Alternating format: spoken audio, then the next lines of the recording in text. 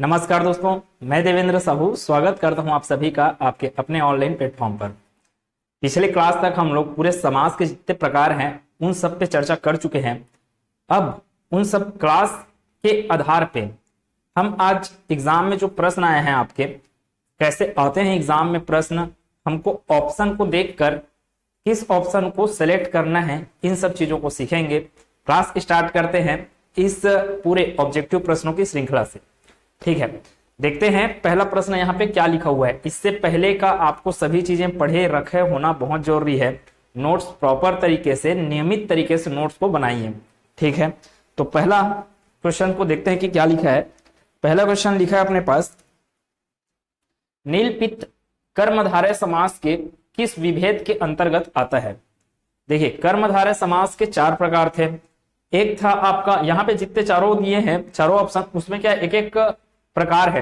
पहला क्या, विशेषण पूर्व पद, दूसरा आएगा विशेष्य पूर्व पद, तीसरा है विशेषणोभय पद। ठीक है, मतलब दोनों पद क्या होंगे, विशेषण होंगे, और वैसे ही दोनों पद विशेष्य होंगे, तब क्या कहलाएगा, विशेष्योभय पद। ठीक है, तो ये चार प्रकार हैं किसके, कर्मधारय समास के। तो दूसरा ही प्रश्न यही बोला, कर्मधारय समास के कितने पद हैं, तो कर्मधारय समास के चार पद हैं। ऑप्शन नंबर सी करेक्ट है। ठीक, पहले प्रश्न का आंसर नील और पीत। नील का अर्थ होता है नीला, पीत का अर्थ है पीला। तो नीला भी किसी विशेषता को बता रहा है, पीला भी किसी विशेषता को बता रहा है। मतलब कि दोनों क्या है, विशेषण है। विशेषण उभय पद, उभय मतलब कि दोनों से संबंधित है, दोनों आया उभय के लिए। क्या बोले, विशेषण उभय पद, दोनों पद विशेषण हों, वहां पे कौन सा कर्मधारय समास आएगा, विशेषणों भय पद कर्मधारय समास आएगा। नीला पीला दोनों क्या है, विशेषण है, इसलिए आंसर क्या होगा अपना ऑप्शन नंबर सी। यहाँ पे ऑप्शन बी लिखा गया है, ये क्या है, ऑप्शन नंबर सी क्या है, विशेषण उभय पद।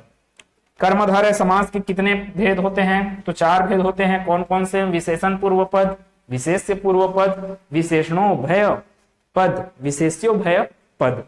आगे है, प्रयोग की दृष्टि से समास के कितने भेद किए जा सकते हैं। अब देख रहे हैं जैसे कि ऑप्शन दिया है 3, 4, 5, 6। मैं दो प्रकार के समास के प्रकार पढ़ा हूं, है ना। मतलब हम लोग क्या पढ़े हैं कि समास के कितने प्रकार होते हैं, हिंदी में तो 6 होते हैं, लेकिन प्रयोग की दृष्टि से आपको बोल रहा है तब क्या होगा, 4 प्रकार होते हैं। 4 प्रकार होते हैं, कौन कौन से हैं, अवयवी भाव, तत्पुरुष, द्वंद्व, फिर उसके बाद बहुब्रीहि। बाकी के जो द्विगु हैं और कर्मधारय हैं, द्विगु और कर्मधारय, वो किसके अंतर्गत में आते हैं, वो आते हैं तत्पुरुष समास के अंतर्गत। ठीक, इतनी बात। आगे चलते हैं, अन्य पद की प्रधानता किसमें होती है, तो कौन से समास में अन्य पद की प्रधानता। पिछले क्लास में इस बात को जिक्र किए थे कल कि दोनों पद की प्रधानता ना होकर जब वह दोनों पद मिलकर किसी तीसरे पद अर्थात तीसरे अर्थ की ओर इशारा करते हैं, वहां पे क्या होता है, बहुब्रीहि समास होता है। अर्थात अन्य पद की प्रधानता हो जाती है, कौन से समास में होती है, तो वो होती है बहुब्रीहि समास में। अवयवी भाव समास में प्रथम पद की प्रधानता, तत्पुरुष समास में द्वितीय पद अर्थात अंतिम पद की प्रधानता। द्विगु समास में क्या होता है, द्विगु समास में पहला पद रहता है वो संख्यावाचक पद रहता है। ठीक है, कर्मधारय में विशेषण और विशेष्य पद आएंगे वहां पे, या फिर उपमेय या उपमान के रूप में आते हैं। आगे चलते हैं, गृह कलह का सही समास विग्रह क्या होगा, गृह कलह, गृह और कलह, गृह से कलह, गृह के लिए कलह, गृह में कलह, घर में जो झगड़ा है उससे संबंधित है कि कलह उत्पन्न हो जाना, राग द्वेष, द्वेष उत्पन्न हो जाना, कहां पर, घर में, तो उसके लिए शब्द क्या है अपने पास, गृह कलह। गृह कलह का अर्थ क्या है, घर में क्या होना, कलह उत्पन्न होना, तो गृह में कलह। अब आपको इसी को ये पूछ देता कि गृह कलह में कौन सा समास है, गृह कलह में कौन सा समास है, तो आपको अवयवी भाव, तत्पुरुष, फिर कर्मधारय, फिर द्विगु, 4 ऑप्शन दिए हैं। आपको पता है गृह कलह का आप संधि समास विग्रह कर रहे हो तो क्या होता है, गृह में कलह, गृह में कलह, तो कौन सा आएगा इसमें, गृह में कलह में और पर किस तत्पुरुष समास के अंतर्गत आता है, अधिकरण तत्पुरुष समास के अंतर्गत आपको ऑप्शन क्या क्या बोल रहा हूं मैं अभी, अवयवी भाव, तत्पुरुष, कर्मधारय और द्विगु। तो कौन सा ऑप्शन दिख रहा है, अधिकरण तत्पुरुष समास से संबंधित तत्पुरुष समास दिख रहा है। या तो फिर ये भी करता, थोड़ा सा और टफ बनाता इसको, तो गृह कला को लिखता, फिर आपका रहता कर्म, कर्म तत्पुरुष समास, अधिकरण तत्पुरुष समास, संबंध तत्पुरुष समास, फिर है आपका करण तत्पुरुष समास। इन चारों ऑप्शन रहते, 6 में से आपके 6 कारकों में से 4 कारक ऑप्शन में रहते, तब क्या होता, अधिकरण तत्पुरुष समास हमारा उत्तर होता। ठीक है, आगे बढ़ते हैं। हमको ये सब चीजों के लिए क्या आना चाहिए, उसका विग्रह अच्छे से समझ में आना चाहिए कि इसका विग्रह किस प्रकार से होता है, किस प्रकार से आप विग्रह को पढ़े हो। मुख दर्शन में कौन सा समास है, ऑप्शन है द्विगु है, तत्पुरुष है, द्वंद्व है, बहुब्रीहि है। तो द्विगु समास तो होगा नहीं, सबसे पहली बात तो ये। द्विगु समास में सबसे पहला पद क्या होना चाहिए, संख्यावाचक होना चाहिए। आगे आता है तत्पुरुष समास। तत्पुरुष समास आपको कुछ नहीं करना, मुख दर्शन का क्या कीजिए, आप विग्रह कीजिए। मुख का दर्शन, मुख का दर्शन का आयाना संबंध बताया जा रहा है। अब मुख का दर्शन तो कौन हो सकता है, तत्पुरुष समास। तत्पुरुष समास आंसर हो सकता है, चलो ठीक, उसको रहने देते हैं अभी फिलहाल।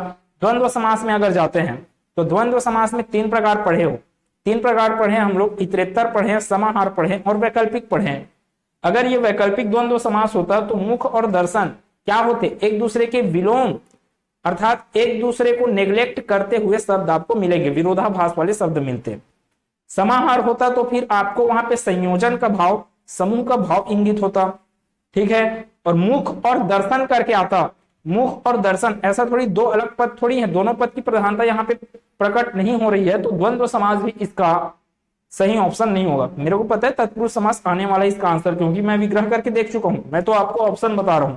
मुख का दर्शन क्या आएगा, संबंध तत्पुरुष समास। मुख दर्शन मतलब कि मुख का दर्शन, तो संबंध तत्पुरुष समास इस प्रश्न का उत्तर है। बहुब्रीहि समास, तो मुख और दर्शन दोनों पद मिलकर किसी तीसरे को इंगित नहीं कर रहे हैं, यहाँ पे किसी तीसरे की बात थोड़ी कर रहे हैं कि मुख दर्शन का अर्थ किसी तीसरे व्यक्ति या संज्ञा या सर्वनाम से है करके।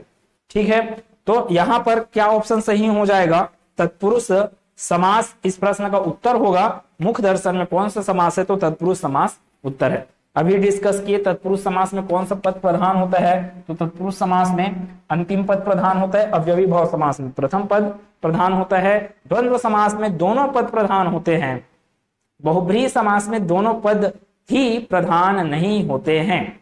ठीक है, जबकि वो किसी तीसरे अन्य पद की प्रधानता को प्रकट करते हैं। द्विगु समास में पहला पद क्या होता है, संख्यावाचक शब्द होगा, संख्यावाचक पद होगा। कर्मधारय समास में दोनों पद या तो विशेषण होंगे या दोनों पद विशेष्य होंगे, या दोनों में से एक पद विशेषण और एक विशेष्य होगा। इसके अलावा या तो फिर उपमेय या उपमान के रूप में आ सकता है। विशेष्यो भय पद के अंतर्गत में आता है, ये विशेष्यो भय पद के अंतर्गत में उपमेय और उपमान टाइप आप पढ़ चुके हो। ठीक है, आगे बढ़ते हैं। समाहार द्वंद्व समास। अब समाहार आ गया मतलब समूह का बोध कौन से ऑप्शन में होने वाला है, देखो द्वंद्व समास है तो हाइफन चिन्ह, योजक चिन्ह ऑप्शन बी, सी और डी में लगा हुआ है। समाहार तो समूह का बोध कराना चाहिए, प्रतिवर्ष तो आएगा नहीं। पहली बात तो ये प्रतिवर्ष किसका उदाहरण हो गया है, अवयवी भाव, प्रत्येक वर्ष के लिए। ठीक है, अवयवी भाव, अवयवी भाव समास का उदाहरण क्या हुआ, प्रतिवर्ष। काला सफेद, तो काला और सफेद, काला और सफेद है तो द्वंद्व समास का उदाहरण, लेकिन ये विलोम अर्थ को प्रकट कर रहे हैं, विलोम अर्थ को प्रकट कर रहे हैं। काला और सफेद, काला का उल्टा क्या होता है, सफेद। विलोम को प्रकट किए, विलोम का अर्थ प्रकट किए इन लोग, तो ये कौन सा द्वंद्व समास है, ये वैकल्पिक द्वंद्व समास है। ठीक है, जबकि अपने को पूछा जा रहा है समाहार पाप पुण्य, पाप का विलोम पुण्य। ठीक है, पाप का विलोम पुण्य, तो पाप का विलोम पुण्य हो रहा है, इसलिए यहां पर भी क्या है, वैकल्पिक द्वंद्व समास है। जबकि दाल और रोटी खाने से संबंधित है, जहां पे दाल और रोटी का समूह बनता है तब आप उसको खाते हो। ठीक है, ये भोजन का एक अवयव का समूह है। ठीक है, तो दाल और रोटी क्या कर रहे हैं, समूह को इंगित कर रहे हैं, तो कौन सा उदाहरण होगा, किसका उदाहरण होगा, समाहार द्वंद्व समास का उदाहरण होगा। ठीक है जी, आगे बढ़ते हैं। अवयवी भाव समास का उदाहरण है, देखना ये वाला प्रश्न बहुत अच्छा है। यहां पर उदाहरण में क्या लिए, मतलब ऑप्शन क्या है, चिड़ी मार है, मुंह मांगा है, मन माना है, राज दरबार है। आपको पूछा जा रहा है अवयवी भाव समास का उदाहरण। अब ध्यान दीजिएगा, ये एक प्रश्न है, आगे हम लोग एक प्रश्न इसी पे आधारित और एक प्रश्न करने वाले हैं। ठीक है, अवयवी भाव यहां पर लिखा है, मन माना लिखा है, अब चिड़ी मार लिखा है, मुंह मांगा लिखा है, मन माना लिखा है और राज दरबार लिखा है। आपको पूछा जा रहा है अवयवी भाव समास का उदाहरण चिड़ी मार। तो चिड़ी मार मतलब कि चिड़ी को मारने वाला, चिड़िया को मारने वाला। कौन सा समास हुआ? को आया। विभक्ति कौन सा आया? विभक्ति कारक कौन सा आया? को। तत्पुरुष समास, कौन सा तत्पुरुष समास? कर्म तत्पुरुष समास। कर्म तत्पुरुष समास का उदाहरण हुआ कौन? चिड़ी मार, चिड़िया को मारने वाला। मुंह मांगा, मुंह से मांगा हुआ, मुंह से मांगा साधन के रूप में उपयुक्त हो रहा है। यहाँ पर साधन के रूप में उपयोग हो रहा है मुंह से मांगना, अर्थात करण तत्पुरुष समास का उदाहरण। मन माना, मन से माना, मन से माना। ध्यान दीजिएगा, बहुत अच्छा यहाँ पे ऑप्शन है, मन से माना। इसका विग्रह किस रूप में होगा? मन से माना। मतलब कि यहां पर भी क्या आ रहा है? करण तत्पुरुष समास। राज दरबार, राजा का दरबार, राजा का दरबार। संबंध तत्पुरुष समास। अब आपको तो प्रश्न पूछा अवयवी भाव, आप चारों ऑप्शन को तो बोल चुके तत्पुरुष समास के अंतर्गत में। मतलब यहां पर क्या हो रहा होगा? इन चारों ऑप्शन में से कोई एक ऐसा ऑप्शन भी होगा जो तत्पुरुष समास का उदाहरण तो है, साथ साथ में अवयवी भाव समास का भी उदाहरण है। तो ये कैसे प्रकट होता है? आप इसको विग्रह करते हो तो विग्रह करने के दृष्टिकोण से ये समझ में आता है। यहां पर जो मन माना लिखा है, मन माना का विग्रह दो रूपों में होता है। एक तो है मन से माना और एक होता है मन के अनुसार मानना। मन के अनुसार मानना। तो जब आप मन के अनुसार मानना बोलते हो तब यही मन माना किसका उदाहरण हो जाता है? अवयवी भाव का। अगर आप बोल रहे हो मन से मानना, ठीक है, मन से माना करके, तब ये किसका उदाहरण होगा? संबंध करण तत्पुरुष समास का उदाहरण हो जाता। बहुत अच्छा प्रश्न था, उम्मीद है समझ में आया होगा मैं क्या बोला। धर्माधर्म, इसकी बात कर चुके हैं। धर्म है, धर्म का विलोम क्या होता है? अधर्म। और ये क्या है? दोनों के बीच में हाइफन चिन्ह लगा हुआ था, योजक चिन्ह भी था, नहीं भी लगा हुआ है। तो आप इसको विग्रह के रूप में लिखोगे तो धर्म हाइफन चिन्ह आएगा, योजक चिन्ह और अधर्म लिखाएगा। तो धर्म और अधर्म दोनों क्या हुए? विलोम।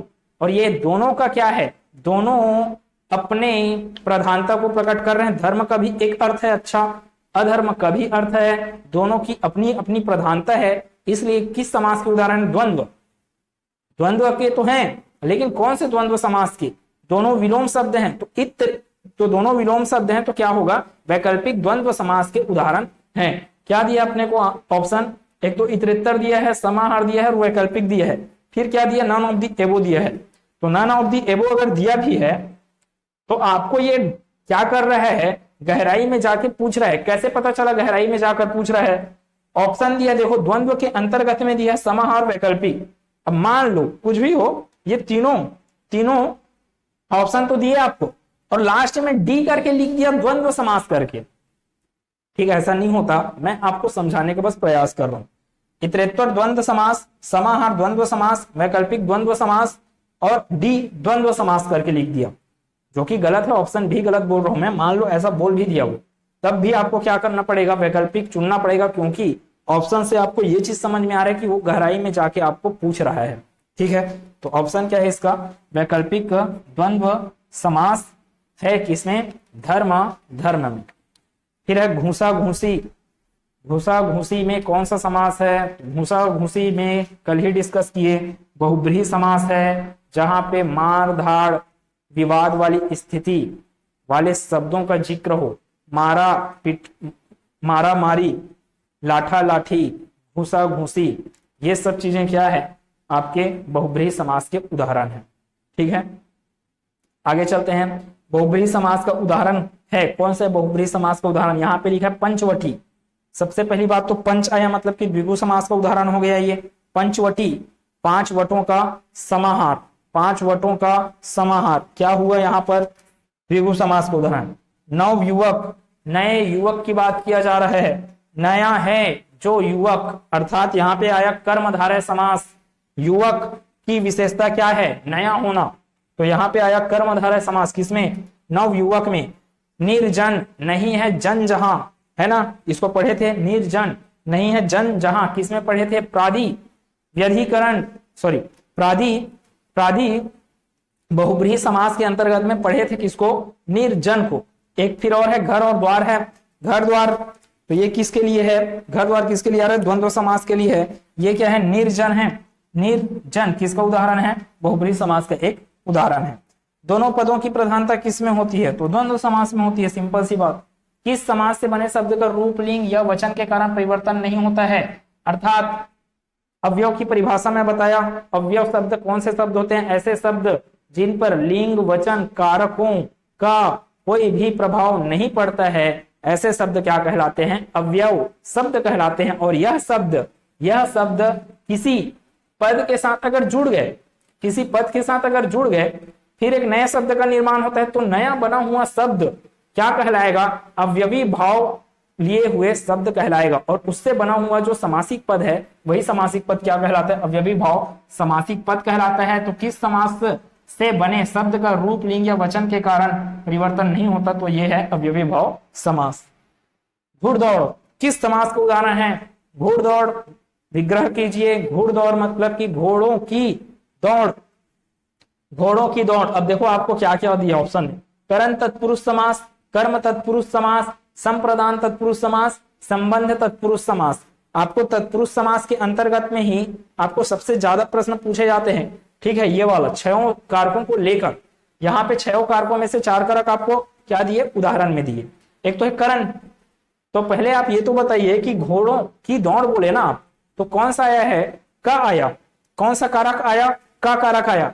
करण में क्या होता है, कारक होता है, कारक विभक्ति क्या होता है, से होता है, या फिर के द्वारा होता है। घोड़ों की दौड़ में की आया है, जो कि करण में नहीं आएगा, करण तत्पुरुष समास का उदाहरण नहीं है। फिर कर्म में क्या आता है, को आता है, घोड़ों की दौड़ को तो नहीं आया। संप्रदान, संप्रदान मतलब के लिए, घोड़ों के लिए दौड़ थोड़ी बोल रहे हो आप, घुड़ दौड़ मतलब घोड़ों की दौड़ किससे संबंधित है, घोड़ों से संबंधित है। किसका, दौड़ का संबंध किससे है, घोड़ों से, इसलिए क्या आएगा, संबंध तत्पुरुष समास का उदाहरण है कौन, घोड़ों की दौड़ अर्थात घुड़ दौड़।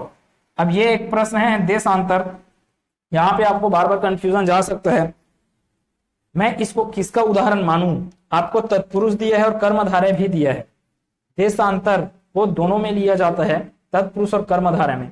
मेरा मानना यह है कि इसको आपको डालना चाहिए किसमें, कर्मधारय में।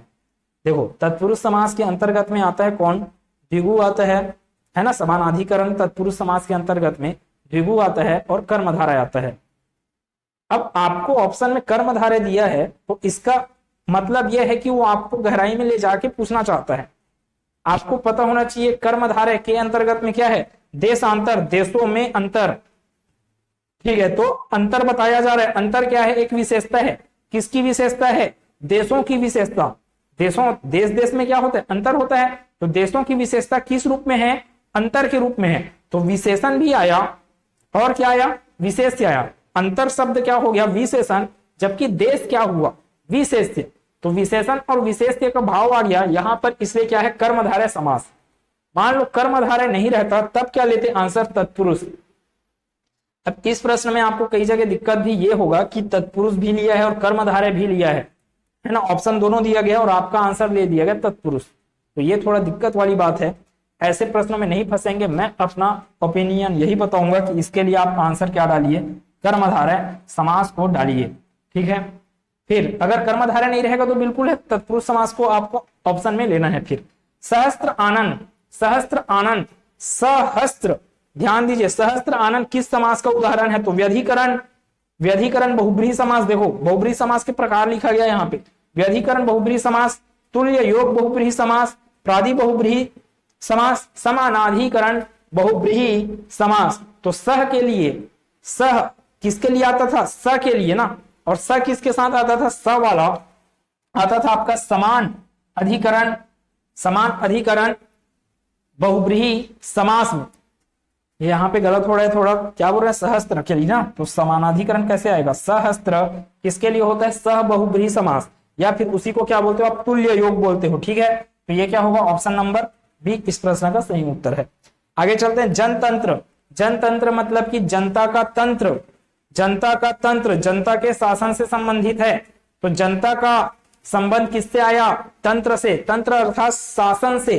तो जनतंत्र में कौन सा समास है, तो संबंध तत्पुरुष समास मेरे को स्पष्ट रूप से नजर आ रहा है। संप्रदान होता तो विग्रह किस रूप में होता, विभक्ति कारक क्या रहता, के लिए।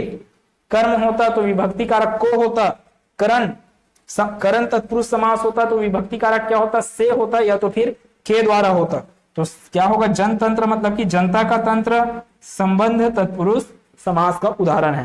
द्विगु समास कुछ मत कीजिए, द्विगु समास सबसे सरल है, क्योंकि आपको जैसे वहां पे दिखा, जैसे आपको दिखा। अच्छा थोड़ा सा ध्यान दीजिएगा, मान लो अभी तो यहाँ पे नील गाय है और दू माता है, सुधर्म है और उदार मना है।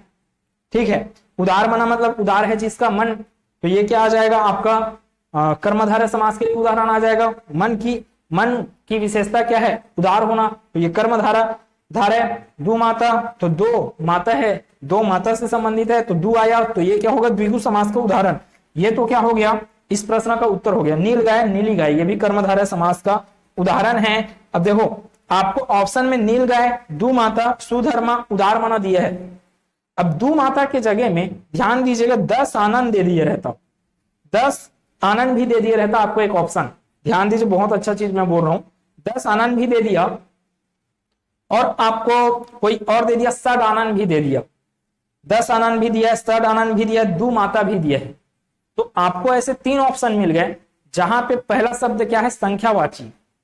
तो अब आपको वहां पे दिमाग ये दौड़ाना है कि उन तीनों ऑप्शन में से कौन सा ऐसा ऑप्शन है जो सिर्फ और सिर्फ द्विगु समास के लिए खड़े रहता है।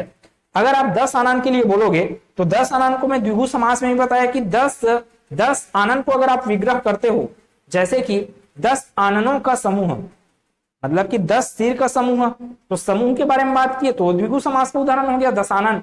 लेकिन उसी 10 आनंद को आप अगर बोले 10 आनंद है जिसके, अर्थात कौन, रावण। ठीक है, वैसे सड आनंद का समूह मतलब 6 आनंदों का समूह, तब क्या हो जाएगा, वो द्विगु समास। लेकिन सड आनंद 6 आनंद है जिसके, अर्थात कौन, कार्तिकेय भगवान। तो सड आनंद हो गया, 10 आनंद हो गया, 2 समास का अर्थ लिए हुए बैठे हैं। जबकि ये जो दो माता है, दो माता सिर्फ और सिर्फ किसका अर्थ लिए बैठा है, तो वो है द्विगु समास का अर्थ लिए बैठा हुआ है। अपना करेक्ट ऑप्शन उस टाइम पे क्या होगा, दो माता। अब ये मत बोलिएगा कि वो प्रश्न क्या होगा, विलोपित होगा करके, विलोपित बिल्कुल नहीं होगा। आपके ज्ञान की गहराई को वो परखना चाहता है। ठीक है, जिस चीज को मैं अभी संदर्भित किया आपके समक्ष में, वही सब चीज को वो जानना चाह रहा है। ठीक है, आगे है स्नेह, स्नेह मग्न है, ये स्नेहमान हो गया, स्नेह मग्न। स्नेह मग्न में कौन सा समास है, तो संबंध तत्पुरुष समास, अधिकरण तत्पुरुष समास, फिर है करण तत्पुरुष समास, संप्रदान तत्पुरुष समास। तो स्नेह मग्न का तो सबसे पहले आपको विग्रह आना चाहिए। स्नेह मग्न का विग्रह क्या होगा, स्नेह में जो चूर है, अर्थात स्नेह में जो मग्न है, स्नेह में मग्न में किसके लिए आता है, में हो गया, पर हो गया, किसके लिए होता है, अधिकरण तत्पुरुष समास के लिए। ठीक है, कर्मधारय समास, चक्रपाणी, चक्रपाणी, पाणी मतलब कि हाथ में, तो जिसके हाथ में क्या है, चक्र है, अर्थात कौन है, भगवान विष्णु है। ठीक है, भगवान विष्णु। गजानन, गज के समान आनन है जिसका, अर्थात भगवान गणेश, तीसरे पद की प्रधानता। नील उत्पल, नीलोत्पल है यहाँ पे। ठीक है, और यहाँ पर माता और पिता है, ये तो द्वंद्व समास का उदाहरण हो गया। कर्मधारय के लिए क्या मिल रहा है अपने को, सिर्फ नीलोत्पल, तो नील प्लस उत्पल, नीला है जो उत्पल। ठीक है, तो ये क्या हो गया अपना कर्मधारय समास का उदाहरण, कौन सा हुआ, नीलोत्पल। आगे है गौशाला, गौ के लिए शाला, गौ के लिए शाला के लिए, अर्थात संप्रदान, संप्रदान तत्पुरुष समास। संप्रदान वगैरह तो आपको पूछा नहीं, आपको डायरेक्ट तत्पुरुष बोला, तो ये कौन सा हुआ ऑप्शन, तत्पुरुष समास, गौशाला के लिए, है ना। गौशाला मतलब कि गौ के लिए शाला। द्वंद्व समास के कितने भेद होते हैं, इतरेत्तर, समाहार, वैकल्पिक द्वंद्व समास। ऑप्शन नंबर सी, ये बहुत बार आया एग्जाम में, और जब मैं आपको पढ़ा रहा था तो इसके बारे में आपको चर्चा किया कि ये एग्जाम में बहुत बार आया हुआ है करके। मनमाना, अब ध्यान दीजिए, एक तो यहां पे लिखा हूं मैं मनमाना, और एक तो है 9वां, ये 24वां प्रश्न। और 9वें प्रश्न की खासियत क्या है, देखो मनमाना को आप दो रूपों में, क्या करोगे इसका विग्रह? एक तो है मन से माना और दूसरा है मन के अनुसार माना। जब आप बोलोगे मन से माना विग्रह रूप इसका, तब ये होगा आपका तत्पुरुष समास का उदाहरण, है ना, करण तत्पुरुष समास का उदाहरण होगा ये मन से मानना, ठीक है। लेकिन आप इसका विग्रह कर रहे हो मन के अनुसार माना, मन के अनुसार माना, तो मन के अनुसार, तो आप आ जाओगे वहां पर इसमें अवयवी भाव समास में। अब मन माना शब्द में कौन सा समास है? यहां पर आपको अवयवी भाव तो नहीं दिया है और एक ऑप्शन दिया आपको नन ऑफ द एबो, लेकिन उस नन ऑफ द एबो को देखने से पहले आप ये देख लीजिए कि आपको 3 ऑप्शन कैसा कैसा दिया है, तत्पुरुष समास के ही ऑप्शन दिए गए हैं आपको। तो फिर ये आपके ज्ञान को परख रहा है कि आप इन 3 ऑप्शन के आधार पर यह समझ जाइए कि आपको पूछा जा रहा है तत्पुरुष समास के अंतर्गत आने वाला विग्रह किसका विग्रह? मन माना का विग्रह। तो मन माना का विग्रह क्या होगा? मन से माना। मन से माना किसके अंतर्गत आ रहा है? करण तत्पुरुष समास। तो ऑप्शन होगा करण तत्पुरुष समास, ये ऑप्शन सही है। नन ऑफ द एबो इस बार नहीं आएगा, क्योंकि यहाँ पे आप सोचोगे कि ये तो अवयवी भाव समास का उदाहरण हो रहा है, मन के अनुसार माना करके अगर आप सोच रहे हो तब। लेकिन उससे पहले आपको 3 ऑप्शन भी तो दिए हैं, जिसमें एक ऑप्शन में मन से माना करके फिट बैठ रहा है कौन सा? करण तत्पुरुष समास के लिए। विद्यार्थी विद्या के लिए, अर्थी संप्रदान तत्पुरुष समास, ठीक है। तत्पुरुष समास का उदाहरण क्या है? माखन चोर, माखन को चुराने वाला, ठीक है, माखन चोर। भाई बहन, भाई और बहन। 10 आनंद, 10 है आनंद जिसके। पंचमुखी, 5 है मुख जिसके, ठीक है। या फिर द्विगु के लिए भी जाओगे तो 10 आनंदों का समूह, 5 मुखों का समूह। तो ये तो सी और डी क्या हो गया? बहुब्रीहि। भाई बहन क्या हो गया? द्वंद्व समास का उदाहरण हो गया। जबकि माखन चोर किसमें आएगा? माखन को चुराने वाला किसमें आया? तत्पुरुष समास में।